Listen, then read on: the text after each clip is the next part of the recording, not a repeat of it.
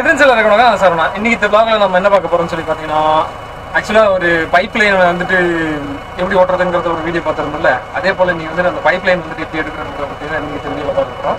சரி வாங்க இன்னைக்கு வீடியோக்குள்ள போகலாம். அதுக்கு முன்னாடி நம்மளோட சேனல் சப்ஸ்கிரைப் பண்ணலாம், மறக்காம சப்ஸ்கிரைப் பண்ணுவீங்க, கூடவே இந்த பில்லை கிளிக் பண்ணுவீங்க. யாராவது தெரியாத தெரிஞ்சுக்கணும்னு சொல்லி மறக்காம ஷேர் பண்ணுவீங்க. சரி வாங்க இன்னைக்கு வீடியோக்குள்ள போகலாம்.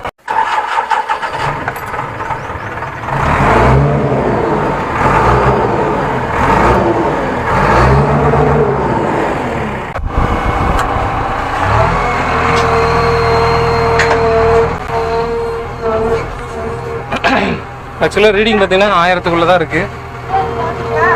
சரிங்க.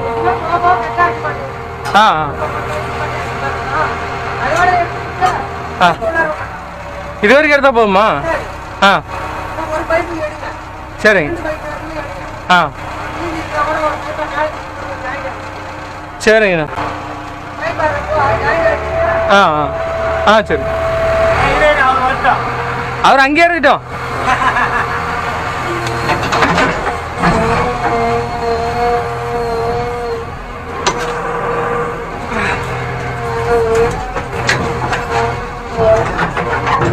ஆக்சுவலாக லிவரை காட்டுங்கன்னு சொல்லிட்டு நம்மளோட பிரதர் ஒருத்தர் கேட்டிருந்தாப்புல. லிவரை காட்டுறேன், பட் அந்த சைடு வந்துட்டு எந்த அளவுக்கு தெரியுதுன்னு எனக்கு தெரில.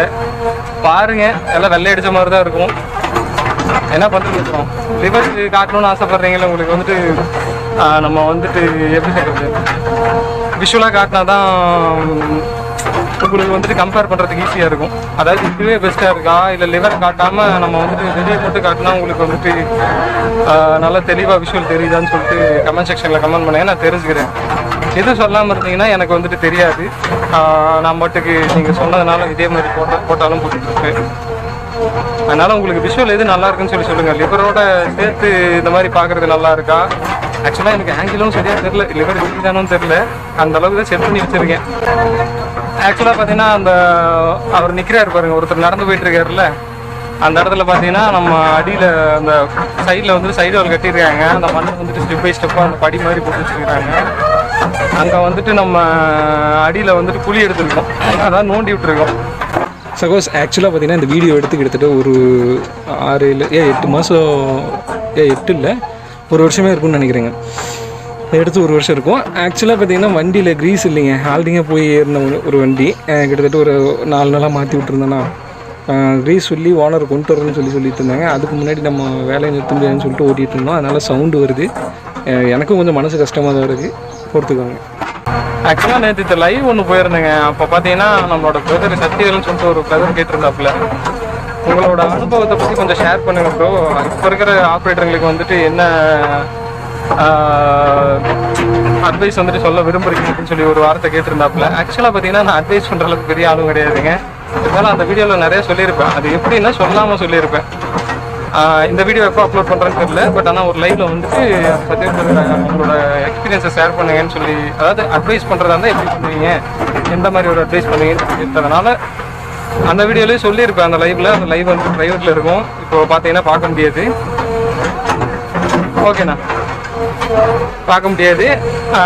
ஆனால் அதுக்கு உண்டான ஒரு எக்ஸ்பிளனேஷன் வந்துட்டு நான் கொடுத்துட்றேன்.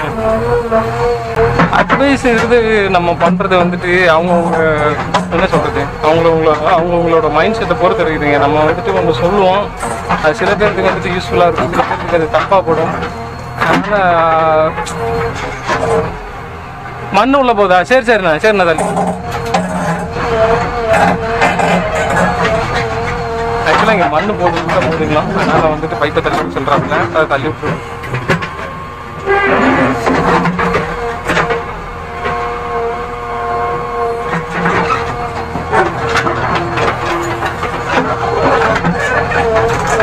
யார் என்ன சொன்னாலும் கேட்காதீங்க. உங்களுக்குன்னு ஒரு மைண்ட் இருக்கும், அதாவது ஒரு ஐடியா இருக்கும், ஒரு யோசிக்கிற திறன் இருக்கும். யார் என்ன சொன்னாலும் கேட்டுக்குங்க, அது நானாகவே இருக்கட்டும். அதை வந்துட்டு எது நல்லதாக இருக்கோ அதை மட்டும் எடுத்துக்கிங்க. கெட்டது இருந்ததுன்னா அதை வந்துட்டு எடுத்துக்காது. நான் வந்துட்டு சின்ன வயசில் எல்லாமே நான் வந்துட்டு எடுத்துக்கிட்டேன். அதையும் அந்த வீடியோவில் மென்ஷன் பண்ணியிருப்பேன். எனக்கு என்னென்ன அனுபவப்பட்டனோ அது எல்லாமே நான் வந்துட்டு என் லைஃப்பில் வந்துட்டு அதை அப்ளை பண்ணி, அதாவது இன்ஸ்பயர் ஆகின்னு சொல்லி சொல்லாமே, அந்த தப்பை வந்து இன்ஸ்பயர் ஆகி அதில் சில சொதப்பல்கள் நடந்திருக்கு. அதனால் வந்து நீங்கள் எல்லாரும் அதை கேட்டுக்குங்க. அதாவது எந்த அளவுக்கு நீங்கள் வந்துட்டு அடுத்தவங்க சொல்கிறத கவனிக்கிறீங்களோ அந்த அளவுக்கு உங்களோட நாலேஜ் வந்துட்டு வளரும், அனுபவங்கிறது நிறையா உங்களுக்கு கிடைக்கும். அதில் வந்துட்டு எது நல்லது எது கெட்டதுன்னு கொஞ்சம் யோசிச்சு அதுக்கப்புறம் முடிவு பண்ணுங்கள். பிளாங்காக நீங்கள் ஒருத்தர் வந்துட்டு சொல்கிறத வந்து எடுத்துக்காதீங்க. அது நானாக இருக்கட்டும் யாராகவே இருக்கட்டும், அதை வந்துட்டு உங்களோட மைண்டில் போட்டு அனலைஸ் பண்ணிட்டு எது நல்லது எது கெட்டதுன்னு உங்களுக்கு படுதோ நல்லதை மட்டும் எடுத்துகிட்டு கெட்டதை தூக்கி போட்டுருங்க. எல்லாம் ஒன்றா சேர்ந்து தான் கொஞ்சம் பிரச்சனையாச்சு. பிரச்சனை கிடையாது, கொஞ்சம் வந்துட்டு அறியாத வயசு புரியாத ஒரு மனசு அப்படின்ற மாதிரி நடந்துட்டு இருந்தேன். அதெல்லாம் என் வயசு கிட்டத்தட்ட ஒரு 15, 20, 18 வயசு இந்த ரேஞ்சில். ஒரு 18, 19 வயசுலாம் நான் அந்த மாதிரி கொஞ்சம் யார் சொன்னாலும் கேட்க மாட்டேன்னு சொல்லிட்டேன். ஆனால் அது இன்ஸ்பயருங்கிறது வந்துட்டு அது மனசில் இருக்கும். ஆனால் அந்த சைட்டில் போயிட்டு தனியாக ஓட்டும்போது வந்துட்டு நமக்கு தண்டா வேலை நீ அதாவது சொல்லுவார். அந்த ஒரு மீம்லாம் நிறையா ஒரு டைலாக் வரும், நீ தாண்டா டிரைவர் நீ தாண்டா எல்லாம் அப்படின்ற மாதிரி. நான் தான் ஆப்ரேட்டர், உலகத்துலேயே இல்லாத பெரிய ஆப்ரேட்டர்னு சொல்லிட்டு நினச்ச ஒரு தருணம் இருக்கு. அந்த மாதிரி நீங்கள் அந்த ரொம்ப பண்ணாதீங்க. இது ஒரு அட்வைஸ், நல்லதாக இருந்தால் இருக்குங்க. அதே போல் என்னோட ஒரு அனுபவத்தில் சொல்கிறேன், யாரையும் பிளாங்காக நம்பாதீங்க. ஒரு செல்ஃப் ப்ரொடெக்ஷனஸ் அப்படின்னு சொல்லுவாங்க பார்த்தீங்களா இங்கிலீஷில், செல்ஃப் ப்ரொடெக்ஷன், அதாவது சுய பாதுகாப்பு. அது வந்துட்டு நீங்கள் யோசிச்சிருக்கும் போது உங்களுக்கு அந்த பாதுகாப்புன்றது அந்த ஒரு ஒரு இது இருக்கும். யோசிக்காமல் யாராவது என்ன சொன்னாலும் அதை கேட்டுட்டு இருந்தோம்னு வைங்க, அது வந்துட்டு லைஃபுக்கு செட் ஆகாது. அதையும் பார்த்துங்க. பிளாங்காக யாரையும் நம்பாதீங்க. அவங்க நல்லவங்க கெட்டவங்கன்ட்டெல்லாம் நல்லவங்களாகவும் இருப்பாங்க. ஒரு சிலது அவங்க நல்லவங்களாக தான் இருப்பாங்க. பட் ஆனால் அது நமக்கு வந்துட்டு அது செட் ஆகாது. அவங்களோட பாயிண்ட் ஆஃப் வியூவில் நல்லதாக இருக்கும், நம்மளோட பாயிண்ட் ஆஃப் வியூவில் வந்துட்டு பார்த்தோம்னா அது கெட்டதாக, அதாவது நம்மளோட பாயிண்ட் ஆஃப் வியூவில் இல்லை, அதுவும் நமக்கு நல்லதாக தான் தோணும். பட் ஆனால் லைஃபுக்கு வந்துட்டு அப்ளை பண்ணும்போது அது கெட்டதாக இருக்கும். அதை யோசிச்சு முடிவு பண்ணுங்க எதுவாக இருந்தாலும். அவர் அந்த லைஃப்பில் கேட்டார், அந்த லைஃப்பில் வந்துட்டு முடிஞ்ச வரைக்கும் சொல்லிட்டேன். பட் ஆனால் இதில் சொல்லணும்னு தோணுச்சு. அதனால் வந்துட்டு பலவலா கொலகலான்னு பேசிட மாட்டேன்னு நம்புகிறேன். அதனால் நல்லாயிருக்கும்னு நம்புகிறேன். ப்ளீஸ் பிடிச்சா வச்சுங்க, பிடிக்கல போட்டுருங்க, அவ்வளோதான் மேட்ரு முடிஞ்சது. ஆக்சுவலாக உங்களுக்கு வந்துட்டு அந்த நான் முடிஞ்ச அந்த மார்க் பண்ணி காட்டுறேன். அந்த காங்கிரீட் இருக்கு பார்த்தீங்களா, காங்கிரீட்டுக்கு இடையில எப்படி எடுந்ததுன்னு சொல்லிட்டு உங்களுக்கு காட்டணும்னு நான் அதாவது விரும்பினேன். பட் ஆனால் அது காட்ட முடியாத ஒரு சூழ்நிலையில் ஆக்கி விட்டது. என்னன்னு சொல்லி பார்த்தீங்கன்னா, பைப் லைன் வந்துட்டு இதோட எண்ட் பண்ணிக்கலாம் அப்படின்ற மாதிரி சொல்லிட்டாங்க. அதனால் அடுத்தடுத்து மொபைலில் சாரி கேமராவில் சார்ஜ் இருந்ததுன்னா முடிஞ்ச வரைக்கும் ட்ரை பண்ணுறது ஒரு இடத்த வந்துட்டு எப்படி எடுக்குன்னு சொல்லி காட்ட இது பண்ணுறேன். ஸ்லோ போதுங்களா?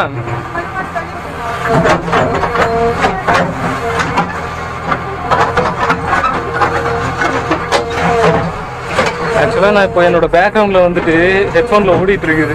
ஏதோ 15 கல்யாணம் பண்ண ஒரு பொண்ணை பற்றி மாயம் ஸ்டுடியோஸ்ன்னு சொல்லிட்டு ஒரு யூடியூப் சேனல் இருக்கு. அவர் வந்துட்டு பேக்ரவுண்டில் பேசிட்டு இருக்காப்புல. ஏன் நடக்குது, திருமணத்துக்கு முன்னாடி பேக்ரவுண்டை செக் பண்ணுன்னு சொல்லிட்டு இருக்காப்புல. ஆனால் அந்த காலத்தில் வந்து பார்த்தீங்கன்னா பெற்றவங்களை விட்டுட்டு வர்ற மாதிரி இருந்துச்சு. இப்போ வந்துட்டு பெற்றதுங்களை விட்டுட்டு வர மாதிரி ஆயிடுச்சு அப்படின்னு சொல்லிட்டு இருக்காங்க. ஓகேண்ணா, நான் போதுங்களா? தூக்கி உள்ள போடவா? இந்த பைப்பு தூக்கி உள்ள போடவா? ஆ ஆ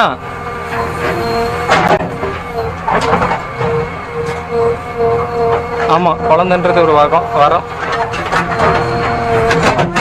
100க்கு 100. கேரேஜ் நிறுத்திட்டு வந்துடுறேன். கேரேஜ் நிறுத்திட்டு வந்துடுறேன்.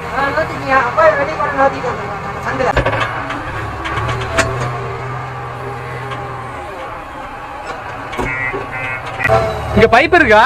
இதுல பைப் வருமா? இதாங்க அந்த சுவிட்சு, கேரேஜுக்கு உண்டான சுவிட்சு ஆன் பண்ணியாச்சு. லைட்டாக டீத்தை மட்டும் உள்ள போட்டு அப்படியே லைட்டாக அப்படியே தள்ளு தள்ளு தள்ளு தள்ளு. ஷேக் ஷேக் ஷேக் ஷேக் ஷேக் ஷேக்.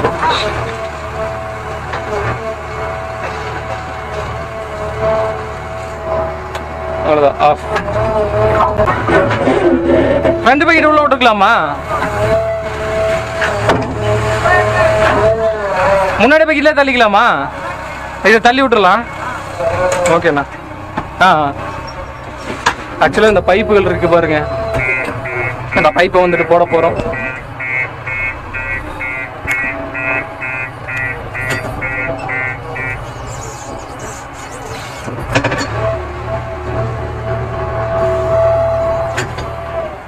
பைப் வந்துட்டு கொஞ்சம் அடைஞ்சலாக இருக்கும், அதனால் அந்த ரிவேஸ் போகிறதுக்கு ஃப்ரண்ட் பக்கெட்டு போகிறதுக்கு, அதனால் பேக் பக்கெட்டில் போட்டு தள்ளி விட்டுருவோம். தள்ளி விட்டு அதுக்கப்புறம் அங்கேருந்து ஃப்ரண்ட் பக்கெட்டில் வந்துட்டு தண்டத்துக்கு உண்டான ஒரு பருவடி நடக்க போகுது.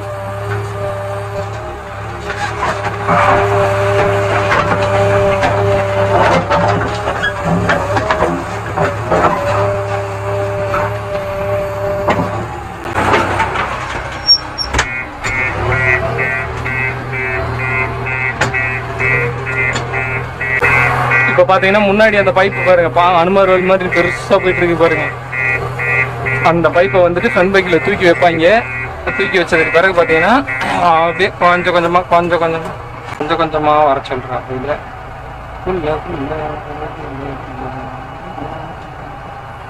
ஓகே முடிந்தது.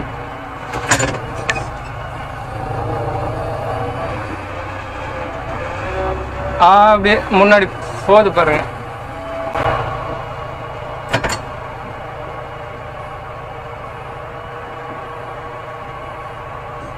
ஓகே நிற்க சொல்லிட்டாப்புல. இப்படி தாங்க பொறுமையாக போகணுங்க. இந்த மாதிரி வேலையெல்லாம் எருமையை விட பெருசாக இருக்கணுங்க.